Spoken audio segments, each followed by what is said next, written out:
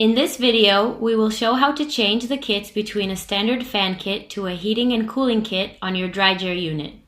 Only a trained and certified technician should perform this task. It is important to install the kit on the proper side. In this video, we will refer to the unit's front as the side with the electrical compartment. This is the right side and this is the left side. Before you begin working, make sure that the mode selection switch is set to 0, the main switch is off, and the electricity supply is off. The first thing you'll need to do is to disassemble the fan kit. First, we will disconnect the two power supply cables. Open the cover of the quick connector closest to the power supply cable by unscrewing the two screws. Disconnect the 6 wires from the terminal blocks in the quick connector. Remove the 4 screws that connect each fan to the top panel and set them aside. Using a star bit, remove the front and back panels of the fan kit and set them aside. Unscrew the 4 screws connecting the fan kit to the main unit section. Slide the power cables out from under the top panel to release them. Remove the fan kit and lower it to the ground. The kit is heavy. Make sure you exercise caution. The next step is to assemble the heating and cooling kit. First, remove the front and back panels of the heating and cooling kit and set them aside. Carefully lift the heating and cooling kit above the unit body with a forklift so that the inlet and outlet pipes are located on the right. Before setting the kit down, you need to thread 3 cables from the unit body through the hole in the bottom of the kit.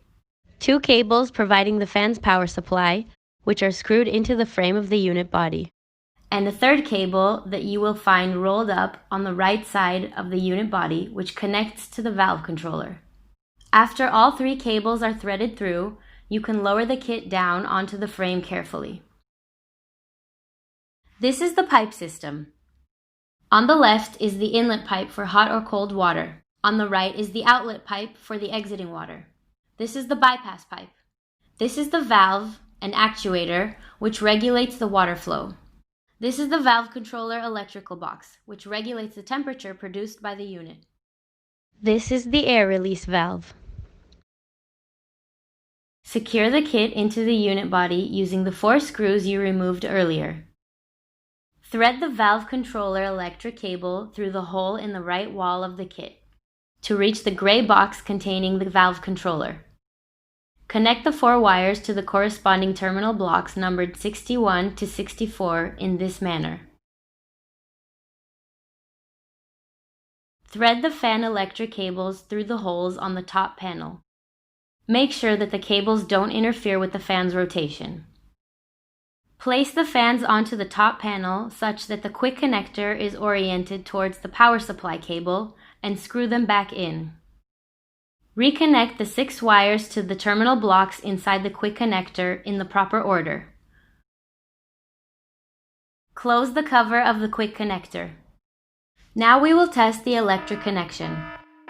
Turn the electricity back on, turn on the main switch, and toggle the mode selection switch to 1, local mode. The fans should turn on. In order to make sure that the wires are connected in the proper order and the fans are drawing air into the unit, do this simple test. Place a sheet of paper close to the coils. It should get pulled onto the coils.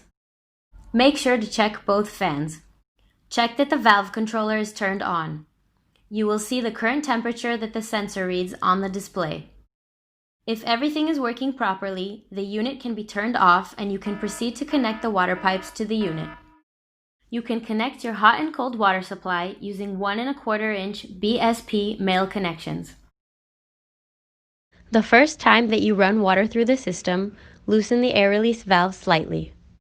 Open the inlet and outlet pipe valves. Turn on your water pump and wait for all of the air to exit the pipe system. When you see water starting to come out of the air release valve, close it gently. The valve controller on the heating and cooling kit determines the temperature produced by the unit. Here you can set the desired temperature for your growing facility. If you would like to change units of measurement from Celsius to Fahrenheit or vice versa, first press the program and set buttons together for 5 seconds until the display shows the number 0. Press the up or down arrows until you reach 77. Press set. Use the up or down arrows to get to C18. Press set. For Celsius, set the value to 0 using the arrow buttons. For Fahrenheit, set the value to 1. Press set. To permanently save the changes, press the program button for 5 seconds. To select between cooling or heating mode, press the program and set buttons together for 5 seconds until the display shows the number 0. Press the up or down arrows until you reach 77. Press set. The display will read C0. For cooling, set the value to 1 using the arrow buttons. For heating, set the value to 2. Press set. To permanently save the changes, press the program button for 5 seconds. To dictate the temperature set point that you wish to achieve within the growing facility, press set. The display will read ST1 and then show the current set point in the thermostat. Press the up or down arrows until you reach the desired value. Here we are selecting a set point of 64 degrees Fahrenheit. Press set to permanently save the new set point. The display will return to showing the current temperature. Reminder: make sure to attach the canopy of the unit on site before starting to work. Thanks for your attention. We wish you successful growing and dehumidification with your DryGair system.